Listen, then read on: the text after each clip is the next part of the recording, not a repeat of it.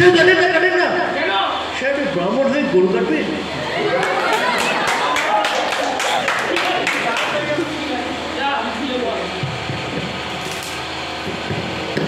হারাধনটা খেপে গিয়েছে।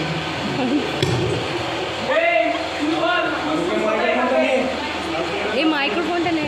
স্যার কোশ্চেনটা একবার বলুন। ফুসফুস কোথায় থাকে? স্যার বলবো? হ্যাঁ, তোকে তো বলতেই বলা হয়েছে। কারণ স্যার সিগারেটের প্যাকেটে। আচ্ছা,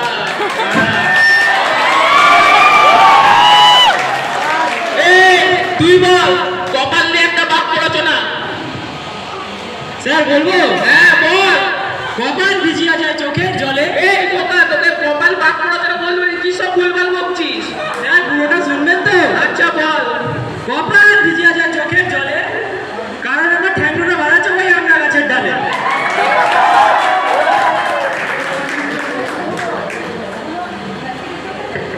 ওদের যে কি যে হবে ভগবানই জানে।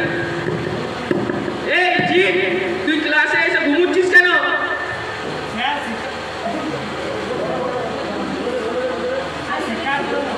তো ঘুমুচ্ছিস কেন?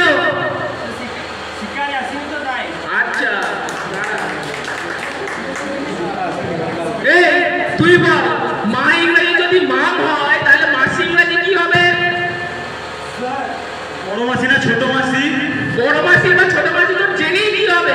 কারণ স্যার বড় মাসি মানে হলো ম্যাক্সিমাম আর ছোট মাসি মানে হলো মিনিমাম। এত বুদ্ধি রাখিস কোথায়? স্যার আমি রাত্রিবেলা হেলমেট পরে ঘুমাই তো তাই। ওদের যে কি যে হবে ভগবানই জানে। এই তুই 5 কারণ বল।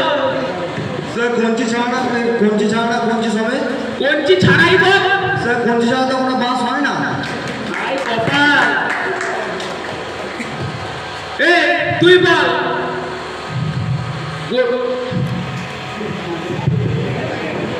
বাড়িতে কুটুম এলে কি ফল? সে আপন স্যার। আচ্ছা, এই তুই বল, ঘরে আগুন লাগলে কি ফল? স্যারকে তো বিপদ। এই তুই বল, গরুতে ধান খেলে কি কারক? স্যার এটা তো ক্ষতিকারক। আচ্ছা দাঁড়া, তোদেরও হচ্ছে। এই তুই একটা স্বচ্ছতার উদাহরণ দে। স্যার আপনার জামাটা এতই স্বচ্ছ যে ভিতরে স্যান্ডেল গেঞ্জিতে দেখা যাচ্ছে।